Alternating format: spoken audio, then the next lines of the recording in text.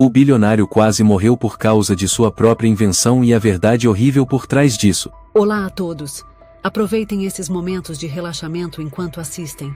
O imponente edifício de vidro da Corporação Moreira permanecia silencioso sob a manhã nublada, as nuvens cinzentas pairando como um presságio sombrio para um dia conturbado. Henrique Moreira, o homem poderoso por trás do maior império tecnológico da América Latina, acabava de sair de uma reunião do Conselho Executivo, com o rosto visivelmente exausto. "Está tudo bem com o senhor, Henrique?" A voz suave de sua secretária particular, Camila, soou quando ele passou pelo longo corredor revestido de mármore. "Tudo certo." Henrique balançou levemente a cabeça, levando a mão às têmporas. "Acho que só estou sem dormir direito." Mas por dentro, o sentimento era estranho. Uma tontura repentina o envolveu logo depois, obrigando-o a se apoiar no corrimão. O ritmo cardíaco disparou, sua visão começou a embaçar, e as mãos tremiam. Ele fechou os olhos por um instante, respirou fundo, tentando se recompor. Deve ter sido o café de hoje cedo, pensou. Aquele café, que fazia parte do seu ritual matinal, hoje deixara um gosto amargo e provocava uma dor de cabeça incomum. O assistente do vice-presidente, um sujeito de cabelo impecavelmente penteado chamado Ricardo Soares, havia-lhe entregue pessoalmente o café naquela sala de espera, enquanto Camila recebia uma comitiva de visitantes. Naquele momento, Henrique achou estranho, mas devido ao compromisso urgente com a gravação na TV, tomou metade da bebida apressadamente, sem pensar muito. Uma buzina ecoou no subsolo, o carro elétrico autônomo já o aguardava. Era o mais novo orgulho da empresa. O primeiro veículo totalmente sem motorista, equipado com inteligência artificial de última geração e sistema automático de resposta emergencial. Henrique era o responsável final por aprová-lo antes do lançamento mundial. Ele entrou na cabine do carro, e o sensor de reconhecimento digital se iluminou. "Bem-vindo, Sr. Moreira. Rota configurada. TV Brasil São Paulo." Henrique assentiu levemente. A porta do carro deslizou para se fechar. O assento de couro envolveu seu corpo cansado.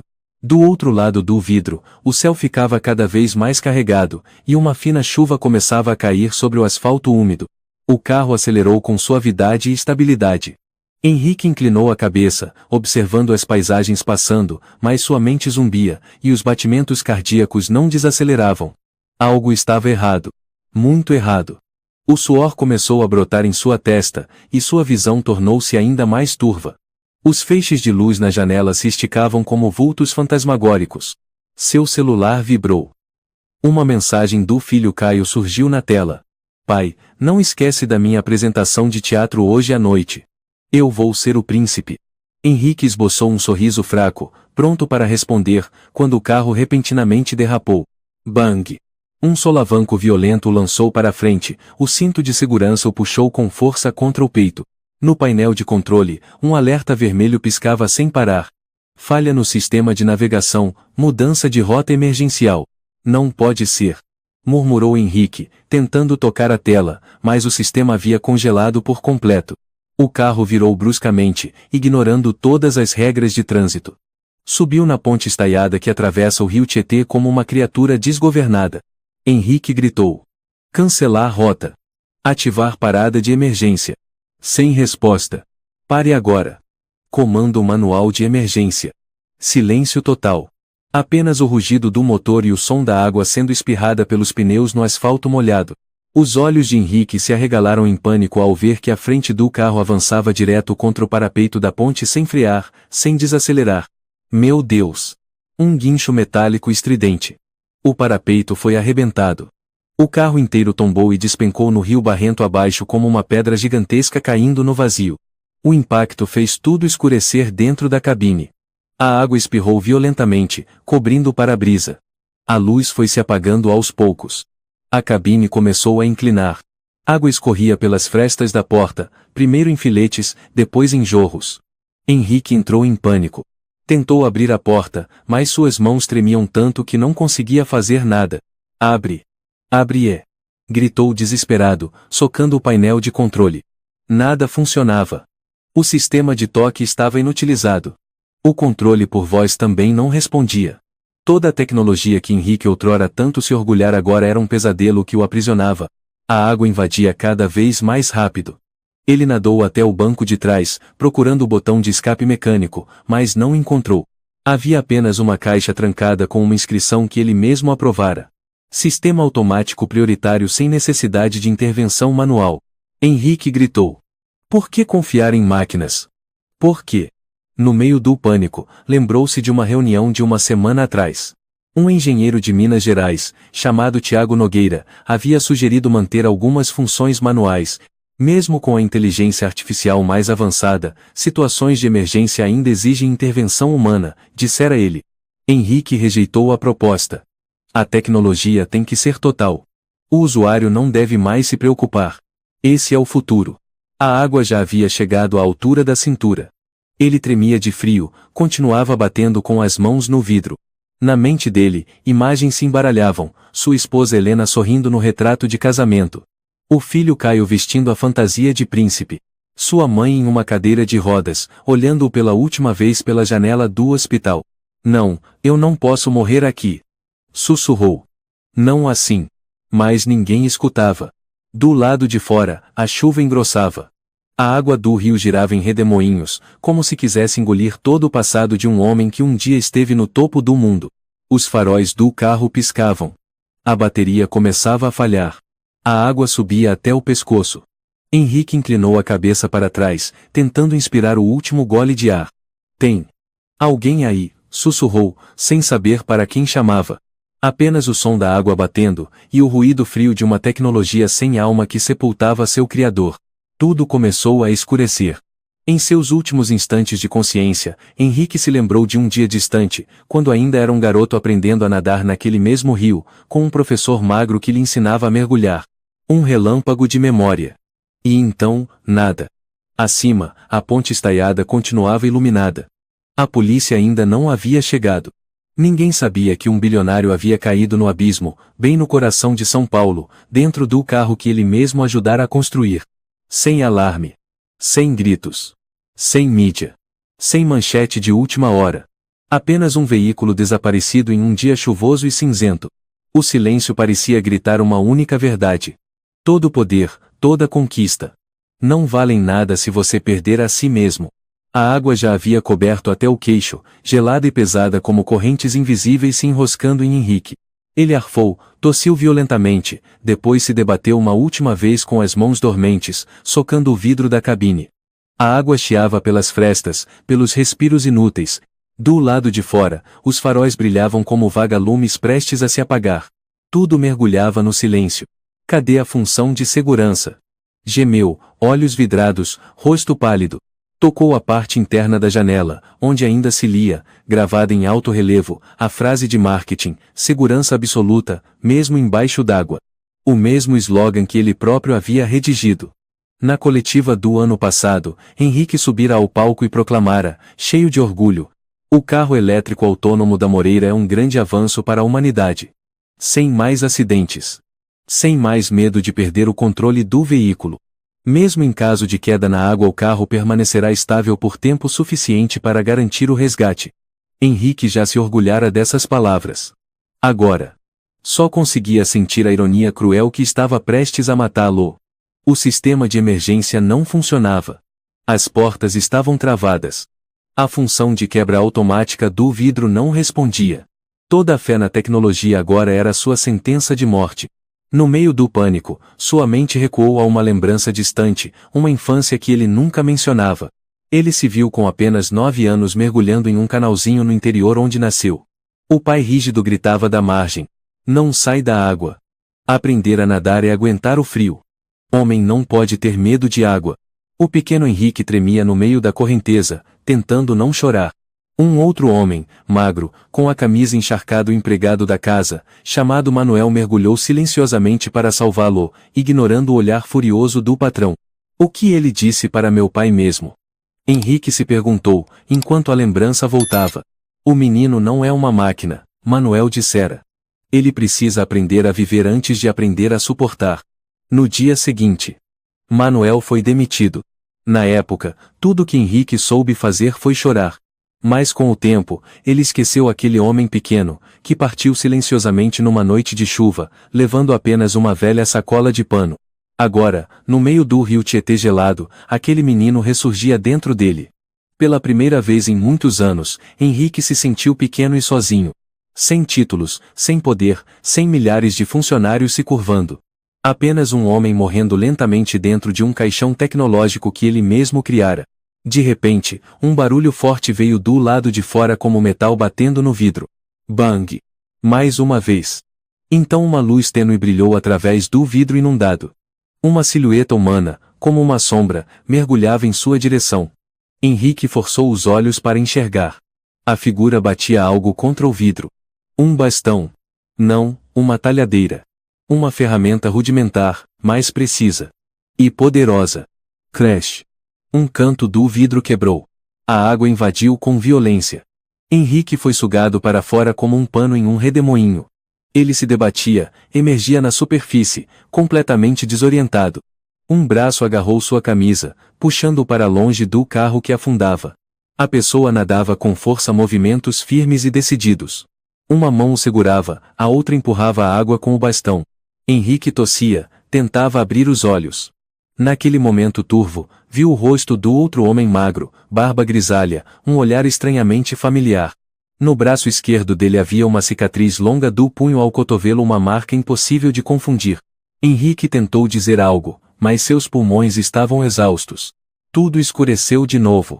Uma grande onda quebrou na margem, trazendo os destroços do carro, agora irreconhecível, até a grama. A chuva caía fina. Ao longe, do outro lado do rio, ninguém sabia que alguém havia voltado do limiar da morte. No dia seguinte, Henrique abriu os olhos após um sono agitado, a cabeça latejando, o peito pesado como se uma pedra o esmagasse. A luz da manhã atravessava os buracos no teto de palha velha, atingindo seu rosto como feixes que entravam numa cela apertada.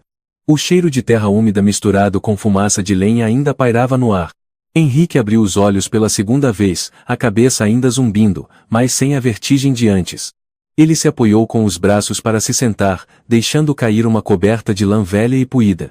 A cabana não tinha mais que 20 metros quadrados, feita de bambu, palha e sacos plásticos remendados. Ele estava deitado sobre uma tábua de madeira coberta por um tatame fino e gasto. Os utensílios se resumiam a algumas panelas amassadas, um fogareiro de lenha num canto, um armário de metal enferrujado e uma mesinha baixa com uma tigela de água de gengibre fria da noite anterior. Henrique esfregou os olhos. Suas mãos ainda mostravam marcas vermelhas, lembrança dos golpes desesperados contra o vidro do carro. A camisa social encharcada estava pendurada próxima à porta, pingando lentamente sobre o chão de terra batida. Não havia celular, nem relógio, nem carteira, tampouco laptop. Todos os objetos que sempre o acompanhavam haviam desaparecido por completo. Passos no terreiro avisaram sobre uma presença familiar. Manuel entrou, carregando um feixe de taboas e uma pequena cesta de peixes. O velho magro caminhava devagar, com o mesmo olhar sereno da noite anterior. Sem cumprimentos formais, apenas depositou tudo sobre a mesa e foi esquentar água. Você acordou, disse Manuel, com voz grave e seca como madeira velha. Henrique assentiu. Eu ainda não acredito que estou vivo. Acreditando ou não, está respirando, respondeu Manuel, enchendo de novo a chaleira preta. Coma. É só canja de arroz branco. Nada requintado. Henrique olhou para a tigela sobre a mesa. Pela primeira vez em muitos anos, comeria algo que não estava no cardápio de um hotel 5 estrelas, sem chefe francês, sem taça de vinho ao lado. O cheiro do mingau simples se misturava ao de peixe seco e gengibre amassado. Não imaginei que ainda tivesse gente vivendo assim no meio de São Paulo, murmurou Henrique, soprando o mingau enquanto observava o ambiente. Manuel não respondeu. Apenas sentou-se à frente dele, puxou um canivete e começou a raspar as escamas dos peixes. Henrique tomou colherada por colherada, engolindo com dificuldade. Não era pelo sabor, mas pelo nó na garganta. Desde quando um homem como ele, um bilionário que já liderou a tecnologia em Minas Gerais, estava sentado numa cabana caindo aos pedaços, comendo mingau servido por um velho sem teto? Há quanto tempo mora aqui? Henrique perguntou. Quase 20 anos. 20 anos? Henrique arregalou os olhos. Por que não vive na cidade? Há centros de acolhimento, habitações públicas. Manuel levantou os olhos. Já morei lá. Já trabalhei para gente rica. Mas depois percebi. Há lugares onde a gente é só uma sombra, e as pessoas que a gente serve vão ficando cada vez mais frias. Henrique ficou em silêncio. Aquilo o acertou como um soco no peito. Esta cabana é minha. Ninguém me expulsa daqui. Ninguém me diz que devo ficar calado quando vejo injustiça. E o mais importante, ouço os pássaros, vejo o sol e ensino os pequenos a atravessar o rio. Ensina quem? Henrique franziu a testa. As crianças da redondeza. Manuel respondeu. Filhos de imigrantes, trabalhadores. Não aprendem a nadar nas escolas. Eu ensino a nadar, acender fogo, amarrar uma jangada. Melhor do que deixá-los o dia todo com o celular na mão. Eles sabem quem o senhor é. Henrique perguntou. Eles me chamam de velho Manuel. Manuel sorriu de lado. Isso basta. Henrique se lembrou, de repente, das manhãs em que presidia reuniões com a diretoria sobre estratégias de educação inteligente onde crianças aprendiam com óculos de realidade virtual, sem sair do quarto. Na época, Henrique dissera: o futuro não precisa de habilidades de sobrevivência, só de conexão e interpretação de dados. Agora, ele já não tinha tanta certeza. O olhar de Henrique percorreu os objetos espalhados na cabana. Um velho lampião a querosene, uma caixa de sal com a tampa quebrada, alguns livros de capa dura com as pontas rasgadas. Como acampar? Guia de sobrevivência para adolescentes. Mapa dos rios de Minas Gerais. Depois, ele olhou para a parede de bambu, onde pendia uma única fotografia antiga. Um menino de cerca de 8 anos sorrindo radiante, com um colar de flores de taboa ao redor do pescoço. Ao lado dele, um homem magro era Manuel com a mão sobre o ombro da criança, olhar afetuoso. Henrique ficou paralisado. O menino da foto era ele mesmo. A fotografia estava amarelada, com as bordas chamuscadas, mas inconfundível. Aquela foto. Murmurou ele. Seu pai não sabia que eu aguardei, disse Manuel, sem olhar para trás. No dia em que fui demitido, levei comigo. Você. Você aguardou por quanto tempo? O mesmo tempo que você levou para me esquecer, respondeu Manuel. Henrique abaixou a cabeça.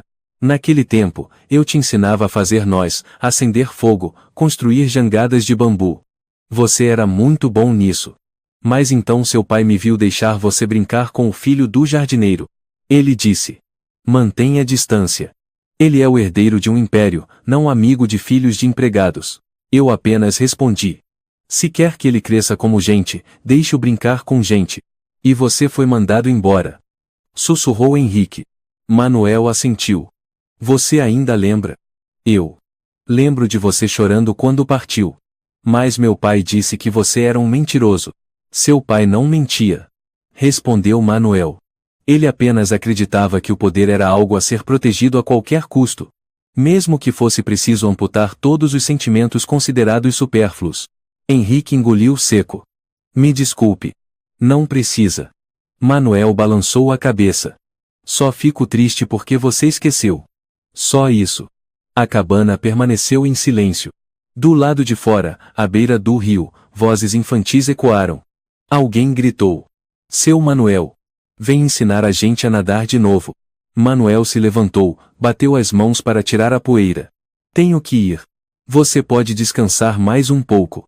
À tarde, quando a maré baixar, pode voltar à cidade. Henrique ficou sentado, observando o velho magro desaparecer entre os taboais, com uma vara de bambu na mão, as costas ligeiramente curvadas, mas os passos firmes como quem jamais tombou. Ele voltou o olhar para a cabana. E pela primeira vez em muitos anos, Henrique não se viu como o bilionário Henrique Moreira, mas como o menino Henrique, que um dia teve medo da água, que foi ensinado a respirar fundo antes de mergulhar. Naquele instante, ele entendeu. Há pessoas que nos ensinam a viver. E depois são esquecidas por nós mesmos. Naquela manhã inteira, o escritório da empresa Moreira estava em polvorosa. A polícia apareceu para investigar após uma denúncia de que um carro havia caído da ponte. Camila, a fiel secretária, já havia feito centenas de ligações para Henrique, sem resposta. O vice-presidente Augusto e seu assistente Ricardo trancaram-se na sala de reuniões, anunciando que aguardavam novas diretrizes. Ricardo deu um sorriso enviesado ao pessoal da comunicação. Acho que o chefe resolveu tirar umas férias depois do susto de ontem. Não se preocupem tanto. Mas ninguém localizou o sinal do carro. Gritou Camila. E o sistema de monitoramento foi desligado exatamente às 6h45 da manhã. Ricardo deu de ombros. Talvez seja coincidência. Enquanto isso, Henrique Moreira, o homem que todos julgavam desaparecido, estava diante da portaria do edifício, vestindo uma camisa velha, sapatos cobertos de lama, cabelos desalinhados e rosto queimado de sol. O segurança o encarou com os olhos arregalados. Senhor Moreira. Meu Deus. Nós. Achamos que o senhor. Estou bem. Cortou Henrique. Preciso da enfermaria. E de uma roupa limpa. Em seguida, virou-se para um funcionário da manutenção que passava. Carlos. Me traga o cronograma de verificação do sistema de segurança dos carros autônomos desta manhã. E chame Camila no 27º andar imediatamente. Carlos apenas conseguiu balbuciar e assentir com a cabeça. Henrique caminhou lentamente em direção ao elevador. Todos os olhares se voltaram para ele, não com o brilho de admiração de sempre, mas com assombro, medo, e algo mais, desconfiança. Mas dentro de si, apenas uma coisa martelava com clareza. Preciso descobrir a verdade. Sobre o Sr. Manuel. Uma semana após aquela noite fatídica às margens do rio Tietê, Henrique Moreira retornou à cidade em total silêncio. Sem comunicado, sem coletiva, sem manchetes.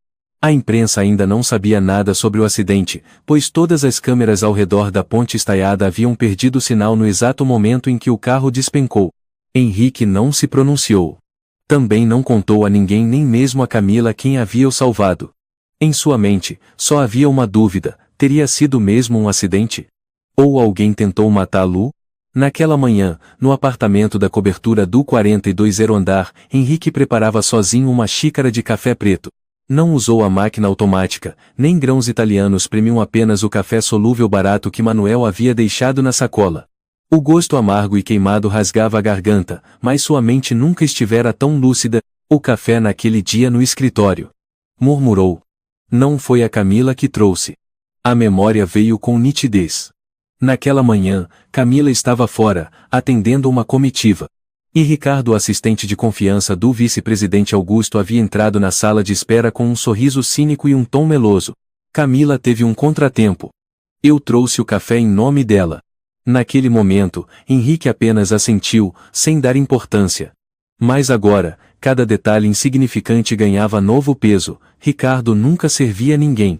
O gosto do café era estranho. E depois disso tudo desmoronou. No dia seguinte, Henrique procurou uma clínica particular de sua confiança. Não um hospital de luxo nem o centro médico da empresa Lugares Vulneráveis à Vigilância, mas um pequeno laboratório escondido numa rua do bairro Liberdade, comandado por uma antiga colega de faculdade, a doutora Natália. Preciso de um exame de sangue completo, disse Henrique, entregando o frasco com a amostra. Foco no sistema nervoso central. O mais detalhado possível. Natália franziu a testa. Você está desconfiando de que? Pode ser algum tipo de estimulante, uma substância que afete os movimentos. Algo forte o bastante para me tirar o controle. Henrique. Você teve alucinações? Ouviu vozes? Tremores, tontura? Tudo isso, ele respondeu.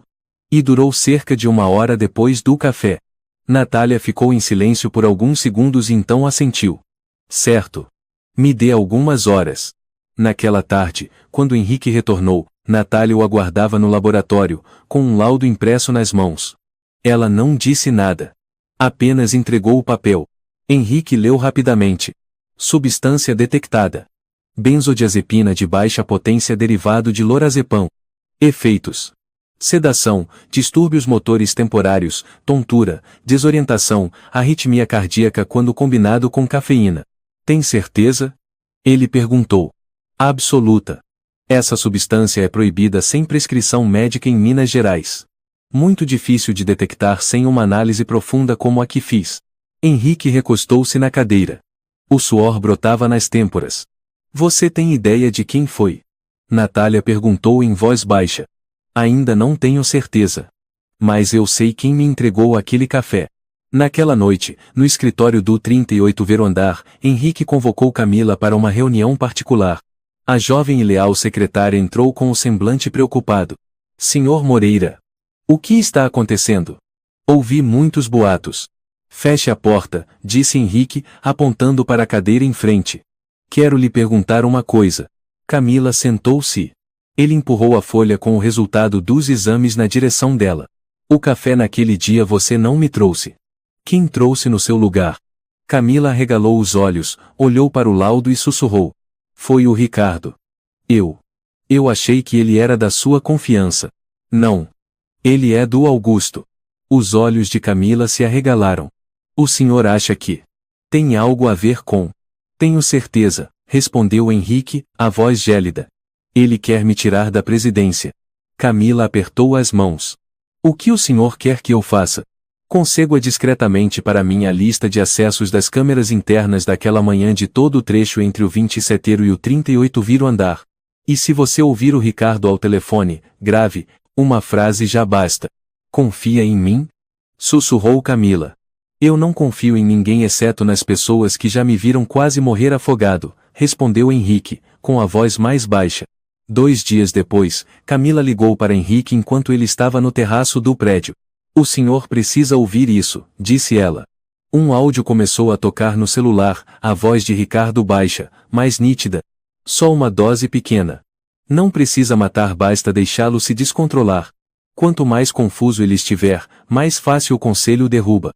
Com quem ele estava falando? Perguntou Henrique. Não sei. Era um número privado. Mas já enviei o arquivo para sua caixa de entrada segura. Henrique desligou, olhando ao longe para a cidade.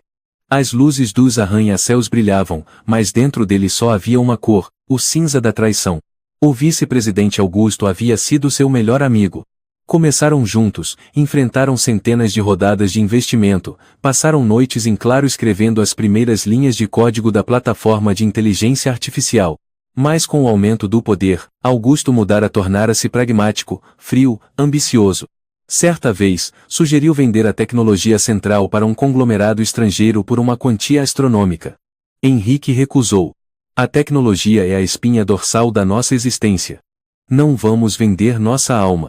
Desde aquele dia, Augusto calou-se. E agora, ele agia. Numa noite chuvosa, Henrique visitou um antigo funcionário, Marcos Valente, ex-conselheiro jurídico da empresa forçado a se demitir por Augusto por não acompanhar os tempos. Marcos morava num pequeno apartamento, abarrotado de livros de direito e arquivos antigos. Ao ouvir o relato de Henrique, apenas assentiu com a cabeça. Você ainda tem a cláusula de acionista majoritário, certo? Henrique assentiu. No contrato original de fundação nunca assinei a revogação. Marcos sorriu. Então use isso. Convoque uma auditoria extraordinária. Investigue todas as transações assinadas por Augusto nos últimos 3 anos. Aposto que encontraremos coisas interessantes. Henrique ficou pensativo e então apertou o punho. Vou desmascará-lo. Marcos levantou-se e deu um tapinha em seu ombro. Não faça isso apenas porque quase morreu. Faça por todos que ainda estão vivos e acreditam em você. Henrique assentiu. E naquele instante, jurou não apenas limpar seu nome, mas também fazer justiça por todos os que haviam sido descartados, esquecidos, como Manuel.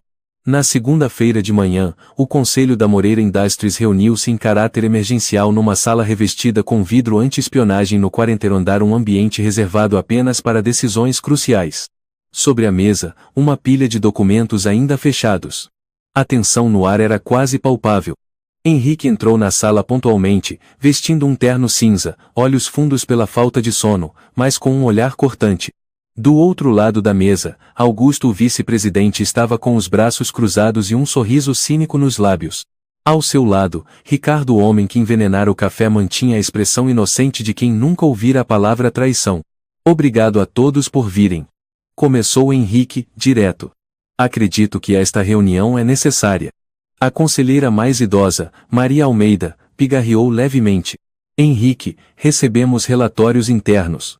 Parece que há algumas coisas que você precisa explicar. O acidente com o carro. E seu comportamento nos últimos dias preocupou alguns acionistas. Preocupação com o quê, senhora? Henrique inclinou a cabeça. Maria não respondeu. Augusto tomou a palavra em seu lugar. Você desapareceu por 5 dias sem aviso. O sistema de monitoramento não registrou o trajeto do carro autônomo. A mídia detectou que o sinal foi desligado manualmente, de dentro da empresa. E hoje você pede uma auditoria extraordinária. Henrique assentiu calmamente. Tenho esse direito. Mas com que motivação? Ricardo interveio, com voz fingidamente razoável. Por que o Sr. Moreira, sempre tão controlador, se deixaria colocar numa situação assim? E por que agora está culpando os outros? Henrique o encarou diretamente. Porque fui envenenado. Silêncio absoluto caiu sobre a sala. O quê? Maria franziu o senho. Tenho um laudo toxicológico, disse Henrique, retirando uma folha com firma reconhecida de dentro do paletó. Foi detectado um composto que afeta o sistema nervoso central, proibido sem receita médica. Augusto franziu a testa, mantendo o ar calmo. Henrique, você está insinuando o quê? Não estou insinuando, disse Henrique. Estou afirmando. Alguém tentou me incapacitar mentalmente para que eu ou o sistema provocasse um acidente. Depois, espalharam boatos, tentando destruir minha reputação diante do conselho e da opinião pública. Um murmúrio tenso percorreu a mesa. Ricardo deu de ombros. Então você me acusa. Por quê? Por que eu lhe entreguei um café uma única vez? Não foi só uma vez. Henrique respondeu. Tem uma gravação onde você fala ao telefone sobre uma dose pequena, só o suficiente para confundi-lo. Posso reproduzi-la, se quiserem ouvir. Ricardo empalideceu. Mas Augusto soltou uma gargalhada repentina. Uma gravação sem identificação? Um exame feito de forma privada, sem validação externa. Henrique, espero que entenda. O que está fazendo é perigoso para toda a empresa. O que estou fazendo é protegendo a empresa da podridão por dentro, Henrique disse, cerrando os punhos. Fiquei calado por tempo demais. Maria levantou a mão para interromper. Proponho suspender esta reunião por hora. A acusação é grave. Precisamos de tempo para uma verificação independente. Mas a imprensa não esperou. 2 dias depois, o jornal Valor Econômico estampava a manchete bombástica. Bilionário Moreira forjou acidente para ganhar atenção? Na reportagem, uma fonte interna, não identificada, afirmava que o Sr. Moreira demonstrava sinais de instabilidade emocional devido à pressão da presidência, e que poderia estar tentando manipular a opinião pública com uma jogada de marketing desastrosa. Nas redes sociais, a hashtag Moreira se espalhou rapidamente. Os canais de televisão passaram a noticiar o caso sem parar, convidando especialistas para comentar, reconstruindo com gráficos animados a suposta farsa do bilionário em crise tentando salvar suas ações. Camila entrou na sala com o rosto cheio de preocupação. O senhor precisa fazer alguma coisa, disse ela, com as mãos trêmulas ao colocar sobre a mesa uma cópia do jornal. A imprensa está se voltando contra. E ouvi dizer que muitos acionistas estão exigindo uma assembleia para sua destituição. Eu sei. Respondeu Henrique, os olhos vermelhos. E também sei quem está por trás de tudo isso. Augusto, murmurou Camila. Henrique não respondeu. Em vez disso, olhou pela janela. Lá embaixo, as pessoas continuavam apressadas. Os números na bolsa ainda corriam. Mas ele, o fundador desse império, estava sendo afundado por algo que não era tecnologia, mas sim desconfiança. O celular vibrou. Uma mensagem de Helena apareceu. Soube da notícia. Se precisar de algo para o Caio, me avise. Mas espero que você descanse. Você não é mais o mesmo de antes. Henrique largou o telefone. Era como levar outra facada no peito. Então, chegou outra mensagem. Desta vez, de Caio. Pai, estão dizendo que você forjou o acidente. É verdade? Ele apertou o celular com força. Aquilo, não. Podia suportar calúnias, traições, ataques da imprensa, mas não o olhar desconfiado do próprio filho. No dia seguinte, ao entrar no saguão da empresa, Henrique já não ouvia mais os costumeiros. Bom dia, Sr. Moreira. O segurança desviou o olhar. As secretárias das outras salas fecharam as portas assim que ele passou. Um jovem engenheiro, Lucas, que antes o chamava de ídolo, agora o ignorava por completo. Henrique parou no meio do saguão, sentindo-se um fantasma. E lembrou-se das palavras de Manuel. As pessoas só precisam de um motivo para virar as costas. E elas sempre escolhem o mais fácil de acreditar. Seguiu até sua sala, trancou a porta, e não disse uma só palavra durante toda a manhã. Naquela noite, Henrique saiu da empresa em silêncio, caminhando à beira do rio Tietê. A garoa fina caía sob a luz amarelada dos postes. Ao longe, onde o carro havia caído, as águas ainda se moviam suavemente, como se nada tivesse acontecido. Ele reencontrou a trilha de terra que levava ao matagal de Taboas. Mas a cabana de Manuel já não estava mais lá. Havia apenas um terreno vazio, marcas de queimado, pedaços de madeira chamuscada. Ninguém na vila sabia para onde tinha ido o velho catador. Alguns diziam que foi expulso por construção ilegal. Uma criança contou que ele partira numa noite de chuva, levando apenas a velha sacola de pano. Henrique ficou parado no meio do terreno, como quem perdeu a alma. Uma menininha cabelos cacheados, pele bronzeada, se aproximou em silêncio, com um maço de ervas na mão. "O senhor está procurando o seu Manuel?" perguntou. "Sim", respondeu Henrique, tentando sorrir. "Se o senhor for quem ele salvou, ele deixou isso para você." A menina estendeu uma pequena sacola de pano. Henrique a recebeu com as mãos trêmulas. Dentro, um velho formão enferrujado e uma folha de papel dobrada. A letra era tremida, escrita com caneta esferográfica roxa. "Às vezes, quem nos ensina a viver, é justamente quem deixamos para trás. Mas se quem foi salvo ainda lembra, então sempre há um caminho de volta. Ao final, apenas uma letra." Henrique abaixou a cabeça. A chuva engrossava, misturando-se às lágrimas que lhe escorriam silenciosas pelo rosto. A água caía como agulhas geladas sobre o casaco ensopado de Henrique.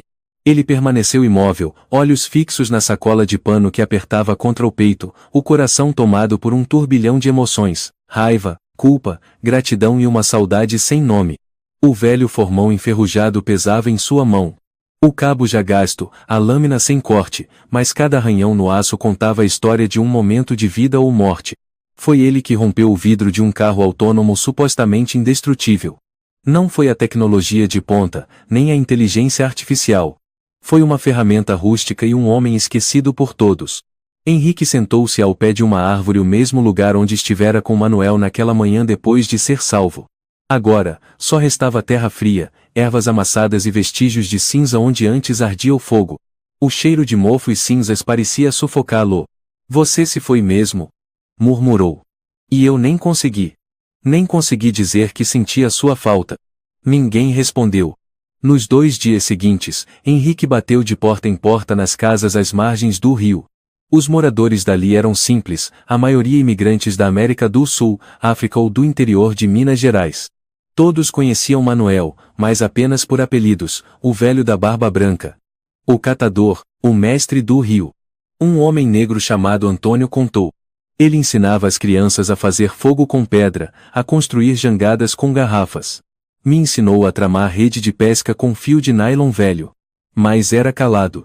Ninguém sabia onde era a casa dele de verdade. Uma senhora equatoriana disse. Via ele afiando madeira ou olhando pro rio. Uma vez perguntei o nome. Ele só riu. Sou alguém que foi esquecido. Agora não preciso de nome. Henrique sentiu um nó na garganta. Até que uma garotinha de uns 8 anos, cabelo crespo, pele escura, capa de chuva vermelha, puxou sua manga discretamente quando ele já ia embora. O senhor é aquele que o seu Manuel salvou, né? Sou. Respondeu Henrique suavemente. Você sabe para onde ele foi? Ela assentiu. Ele disse pra gente que ia procurar uma árvore que caiu há muito tempo. Se ela ainda estivesse de pé, ele ficaria. Se não, ele iria embora para sempre. Henrique ficou sem reação. Árvore caída. Sim. A menina apontou para uma pequena encosta. Perto do rio, tem uma figueira grande. Ele sentava lá sempre. Mas semana passada teve tempestade. Ela caiu. Ele olhou muito tempo e depois foi embora na chuva. Henrique correu na direção indicada. A encosta era próxima e, como a menina dissera, uma figueira enorme estava tombada, o tronco partido, galhos secos e sem brotos. Ele se ajoelhou, passando a mão sobre o musgo no tronco, o coração pesado como pedra. Manuel havia partido. Ninguém sabia para onde. Nenhuma despedida. Nenhuma acusação. Apenas deixou para trás um formão, única arma num mundo que o ignorou, e um bilhete com lembrança, com humanidade, com verdade. Henrique voltou a São Paulo com o peito sufocado. A empresa ainda não havia soltado nenhum comunicado oficial, mas ele sabia que algo se armava nos bastidores. Augusto e Ricardo estavam sumidos há 3 dias, mas Henrique sentia que eles preparavam algo maior, um golpe certeiro para tirá-lo do trono que ele próprio construíra com suor e confiança. Em casa, abriu o cofre pessoal. Lá dentro ainda estava o contrato de fundação da Moreira Indústrias, a folha já amarelada, mas com as assinaturas dos 4 fundadores intactas. E havia algo que só ele sabia. Naquele contrato, Henrique detinha a cláusula de acionista supremo, uma condição especial que só poderia ser ativada em casos de ameaça direta à vida ou à integridade moral da empresa. Nunca a havia usado. Fora uma piada entre ele e Augusto na juventude. Se um dia eu trair, você tem o direito de me tirar daqui. Agora. Soava como uma amarga profecia. Henrique ligou para o velho advogado Marcos Valente. Você está decidido? Perguntou Marcos. Estou, respondeu Henrique. Mas antes. Preciso fazer uma coisa. No dia seguinte, Henrique deixou a cidade e seguiu até um antigo arquivo da família Moreira nos arredores de Ouro Preto. Lá estavam guardados todos os documentos desde o tempo de seu avô. Manuscritos, fotos antigas, diários, inclusive materiais que seu pai proibira de divulgar. Vasculhou as pilhas de pastas empoeiradas, os dedos deslizando entre papéis frágeis, até encontrar um caderno de couro com as bordas gastas. Era o diário de aulas de natação de quando Henrique tinha 9 anos, o caderno que ele próprio havia escrito depois das lições com Manuel. Nas páginas manchadas de tinta roxa, a caligrafia infantil registrava em detalhes cada aula. Hoje o tio Manuel me ensinou a respirar debaixo d'água. Engasguei, ele bateu nas minhas costas. Chorei, mas ele não brigou. Me deu um doce. Ele disse: quem sabe nadar é quem sabe ter medo, não quem é forte. Em outra página, o tio Manuel disse para eu não ter medo da noite. A noite é quando a gente escuta o que está pensando. Henrique parou. Em sua memória, seu pai nunca lera aquele caderno. Também nunca entendeu por que Henrique chorou tanto quando Manuel foi embora. Mas agora ele entendia. Levou o caderno de volta ao escritório.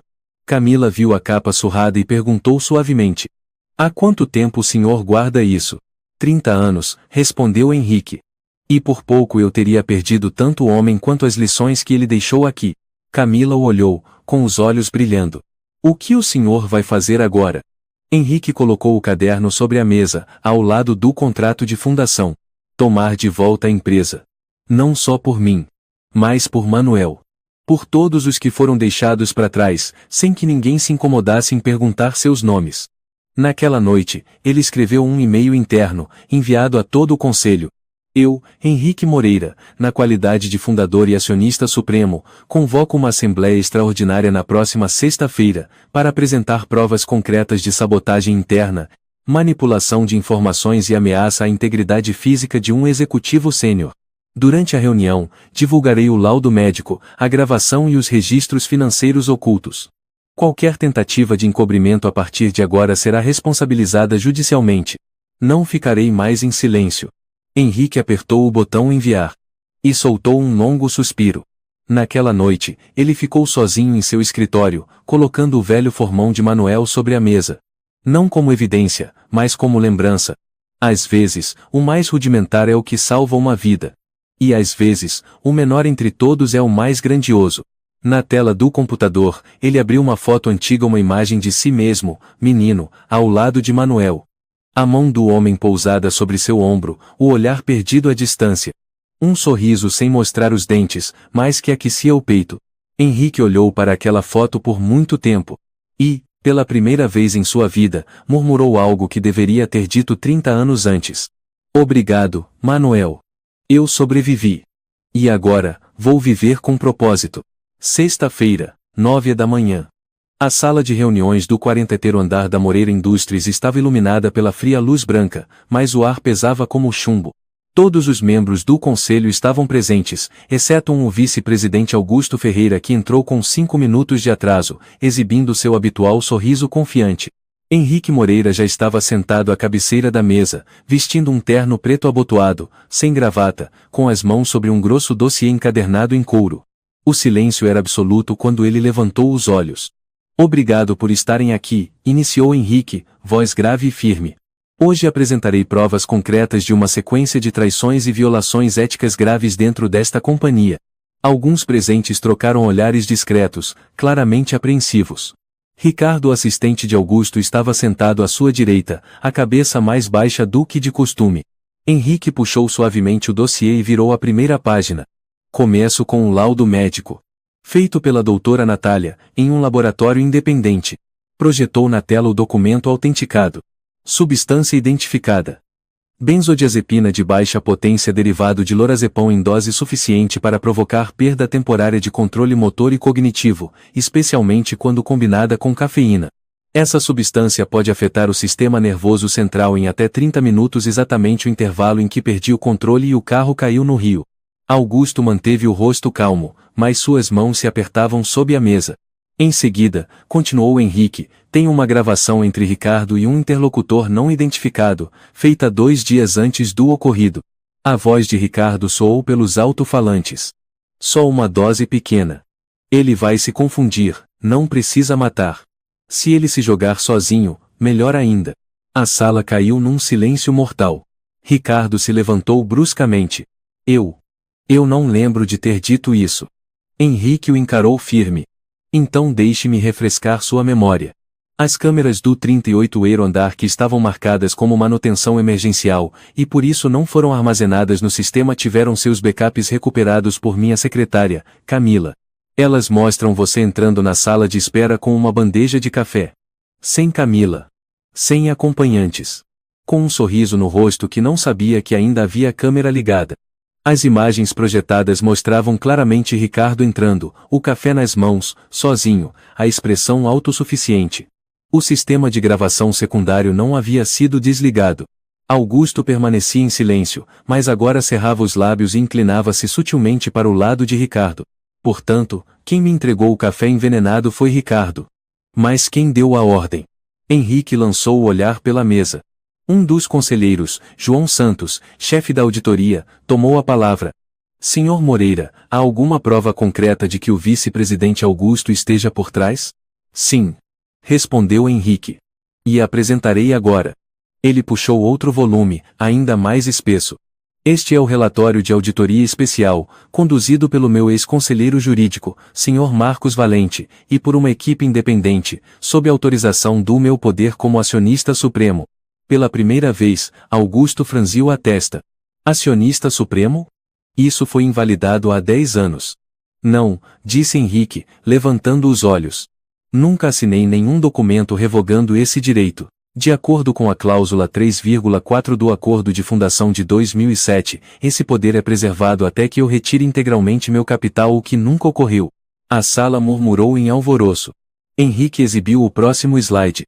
A auditoria identificou que, nos últimos 2 anos, o vice-presidente Augusto autorizou 12 transações através da empresa subsidiária Tecnova Ventures, sediada no Uruguai, transferindo propriedade intelectual da empresa incluindo patentes dos carros autônomos para terceiros não identificados. Os dados projetados mostravam transferências claras. 12/3/2024, R. 48 para Nova Atlantic Holding.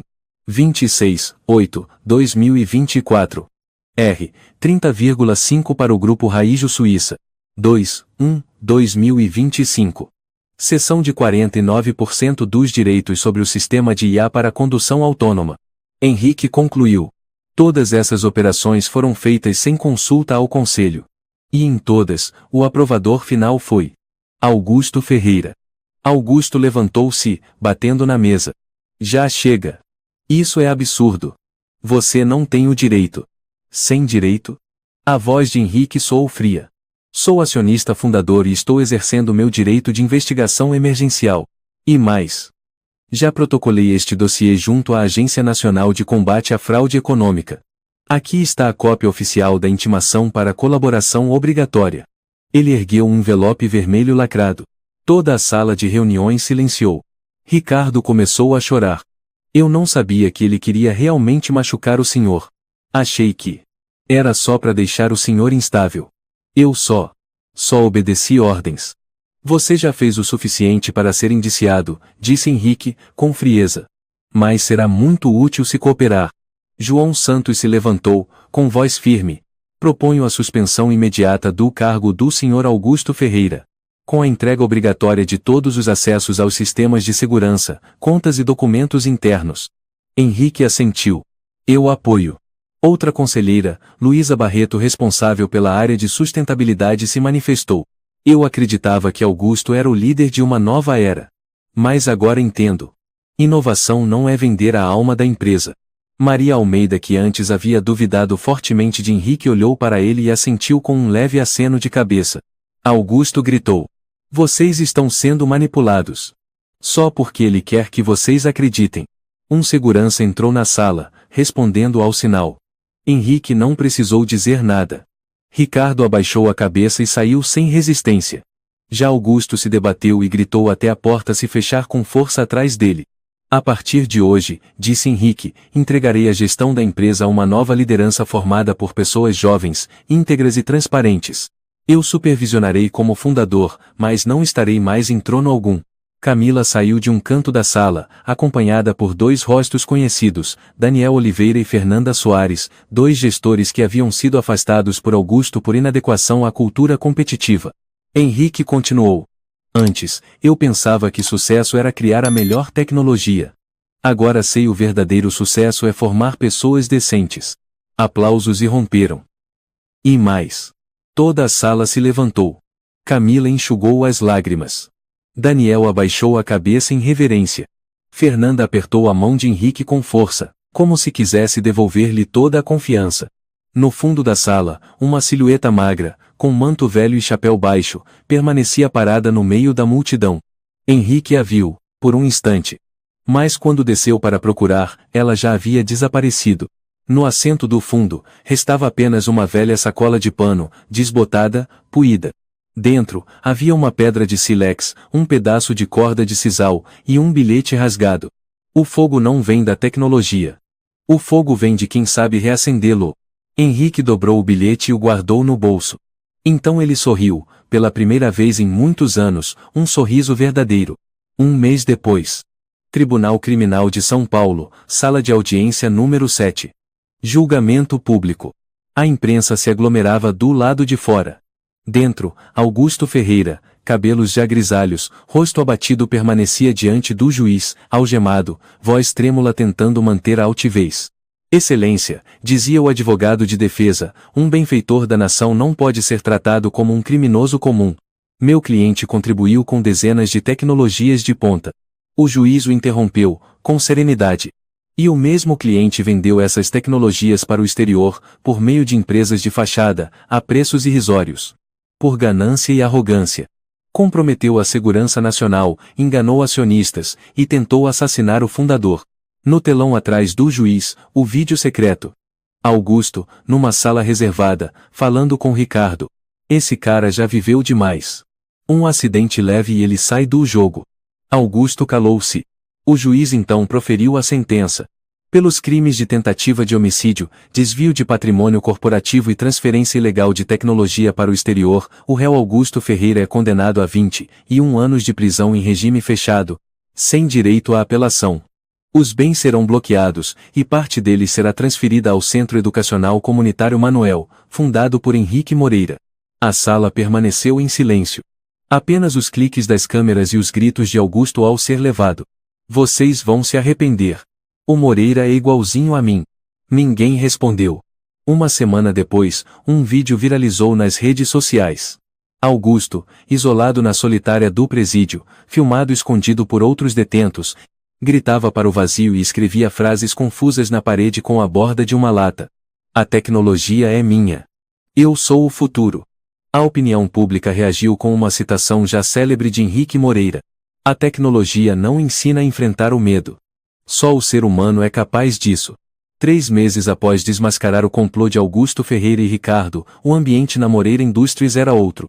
Henrique Moreira já não era mais o bilionário que encenou o próprio acidente, mas sim um símbolo de coragem e renovação. Henrique Moreira, o fundador que abdicou do trono para recomeçar, estampava o globo. "Da beira do abismo ao renascimento", dizia a Folha de S. Paulo. A história do café envenenado e da reinvenção de um império, resumia com sensibilidade a revista Economia Nueva. Henrique não aparecia em programas de TV. Tampouco dava entrevistas. Em vez disso, desapareceu de São Paulo mais uma vez, mas agora, não para fugir. E sim, para voltar. Às margens do rio Tietê, próximo ao local onde ficava a antiga cabana de Manuel, operários trabalhavam sem parar, levantavam estruturas de bambu, despejavam concreto na base, e estendiam uma faixa, Centro Manuel ensinar a viver antes de ensinar a vencer. Henrique estava ali, sob a sombra de um eucalipto, usando boné de pano, camisa simples, calça de sarja e tênis gastos sem nada lembrar o bilionário de outrora. Em suas mãos, um rolo de plantas do projeto. Ao seu lado, Camila, agora coordenadora da iniciativa, cabelo preso, olhos sempre brilhantes ao ouvir o riso das crianças no terreno. Vai mesmo construir a quadra aqui, bem à beira do rio? Ela perguntou, olhando os desenhos. Sim, Henrique assentiu. Essa parte tem água rasa, fundo de lama macia. É segura. Quero que as crianças aprendam a nadar antes de aprender a navegar na internet. Camila sorriu. Soa como algo que o Sr. Manuel diria. Henrique não respondeu. Apenas se abaixou para medir a distância entre a estaca e a margem do rio. O terreno, agora com mais de 1 hectare, fora comprado por ele nos arredores da cidade. Antes abandonado, sem registro claro de posse. Vasculhando arquivos antigos, Henrique descobriu que ali existira uma comunidade ribeirinha onde Manuel ensinava crianças a nadar, acender fogueiras, construir jangadas e armar armadilhas de pesca. Agora, Henrique o transformava num lugar de recomeços. Não tem medo de chamarem você de maluco? Perguntou Daniel Oliveira, agora CEO da Moreira Industries, visitando o local. Melhor isso do que ser chamado de bilionário que quase morreu pela própria invenção, respondeu Henrique com um sorriso leve. Ficaram lado a lado, observando o grupo de crianças, de todas as cores, brincando e aprendendo a nadar com instrutores vestindo camisetas com a frase: "Um dia tive medo da água, hoje ensino a viver." Uma menininha gritou: "Senhor! Olha meu nado de sapo." Henrique acenou. "Excelente. Mas lembre-se de respirar direito." Daniel cochichou. "O senhor criou um carro que dirigia sozinho. Agora ensina crianças a nadar com as mãos e os pés." Henrique assentiu. "Porque a tecnologia não ensina a enfrentar o medo. Só o ser humano é capaz disso." Durante a inauguração do centro, 3 semanas depois, centenas de pessoas se reuniram. Havia ex-funcionários da Moreira Industries, estudantes, pais, educadores, ativistas ambientais. A imprensa também estava presente, mas Henrique só permitiu que ficassem do lado de fora do campus sem câmeras, sem microfones, sem discursos grandiosos. Ele ficou diante de uma placa de madeira com 2 metros de altura, na qual estava entalhada à mão a frase: "Manuel, o homem que me ensinou a viver pela segunda vez." Abaixo da frase, havia um desenho feito à mão de um menino nadando em um rio, esculpido artesanalmente na madeira de carvalho. Henrique olhou para aquela inscrição por muito tempo, depois deu um passo para trás e curvou-se diante de todos. "A primeira pessoa que quero mencionar hoje," disse ele, "é alguém que já não está mais entre nós. Alguém que foi demitido por me ensinar a nadar. Alguém que foi considerado inútil, ultrapassado, miserável. Mas foi o único que pulou no rio para me salvar quando todos os mais modernos e inteligentes não fizeram nada." O público ficou em silêncio absoluto.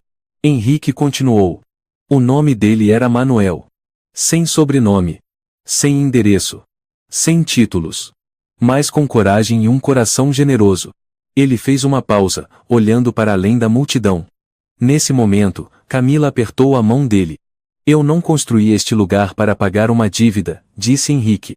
"Mas para que ninguém esqueça pessoas como ele, aquelas que foram silenciosamente empurradas para as margens da sociedade, mas que são justamente quem mantém esta sociedade humana." Aplausos ecoaram como ondas sobre a água. Após a cerimônia, Henrique caminhou silenciosamente em direção ao bosque de taboas, onde um dia havia se sentado com Manuel. Entre as sombras das árvores, viu um homem idoso, cabelos brancos, ombros curvados, parado diante da placa de madeira. Usava um manto velho, sandálias arrebentadas, mas seu olhar era inconfundível. "O senhor." Henrique parou abruptamente. Manuel não se virou. "Ouvi dizer que tem um lugar onde se ensina a criança a viver com o corpo, não com o botão." "Vim ver." Henrique se aproximou. "Pensei que o senhor tivesse ido embora para bem longe." "Fui procurar uma árvore caída", disse Manuel, olhando ao longe. "Ela continua caída. Mas a terra em volta já está brotando de novo." "O senhor está com raiva de mim?" perguntou Henrique, com a voz rouca. Manuel olhou, depois balançou levemente a cabeça. "Não preciso do seu pedido de desculpas. Só precisava que você lembrasse. Agora você lembra." Ficaram lado a lado, observando as crianças aprendendo a montar barracas com panos velhos e bambus. Uma delas caiu e começou a chorar. Outra correu para ajudá-la a se levantar. Não havia aviões de brinquedo, nem iPads. Apenas suor, lama e risadas. Enquanto você tiver mais anos de vida, disse Manuel, conte sobre o dia em que quase morreu, mas foi salvo pelas mãos de um homem. Não conte sobre carros. Conte sobre pessoas. Henrique assentiu, os olhos marejados. Se você fizer só isso. Manuel disse. Eu fico em paz. Então ele se afastou, devagar como a sombra do entardecer. Ninguém o chamou de volta. Ninguém pediu uma foto. Mas no coração de Henrique, ele era como o pilar antigo de uma ponte caída firme, sem precisar ser erguido de novo. 2 anos depois, o Centro Manuel tornou-se um modelo de educação em sobrevivência que se espalhou por todo o estado de Minas Gerais. Cada grande cidade tinha uma réplica. Aprender a acender fogo, construir jangadas, cozinhar com lenha, tratar pequenos ferimentos com ervas medicinais e, o mais importante, aprender a viver com dignidade. O Ministério da Educação incluiu o modelo como programa piloto em 42 escolas de ensino fundamental. A Moreira Indústrias, agora sob a liderança de Daniel e Fernanda, tornou-se uma das empresas pioneiras na união entre tecnologia e educação emocional. Não se falava mais apenas em IA, mas também em QE, ética tecnológica e responsabilidade social. E Henrique? Ele continuava na pequena casa à beira do rio, escrevendo livros, ensinando crianças a acender fogueiras, e contando histórias todos os sábados à tarde. Era uma vez um homem preso dentro de um carro super tecnológico. E foi salvo apenas por um velho com um canivete velho. As crianças ficavam boquiabertas. Os adultos, em silêncio. Sempre que terminava de contar, Henrique dizia a última frase como uma lição. Não espere que a tecnologia te salve. Aprenda primeiro a salvar os outros. Um dia, sentado sob a antiga figueira, onde Manuel se despediu anos atrás, Henrique encontrou uma pequena pedra. Nela, estava entalhada com letra trêmula a frase: Viva certo, que tudo se acerta. Ele sorriu. O céu naquele dia estava estranhamente azul. A história de Henrique Moreira nos lembra que, por mais avançada que seja a tecnologia, ela nunca poderá substituir a bondade, a coragem e a memória daqueles que um dia nos ensinaram a ser humanos. A fama pode ruir, a confiança pode ser traída, mas um ato sincero de salvar alguém pode reacender toda uma vida. Só ao olharmos com humildade para as raízes e valorizarmos os valores simples, é que o ser humano amadurece de verdade. O maior sucesso não está em ficar no alto, mas em saber se curvar no momento certo para agradecer e corrigir os erros. Se você gostou desta história, convidamos você a dar um like e se inscrever em nosso canal. Seu apoio nos motiva a continuar trazendo histórias comoventes quase todos os dias. Estamos muito agradecidos pelo seu apoio. Até breve.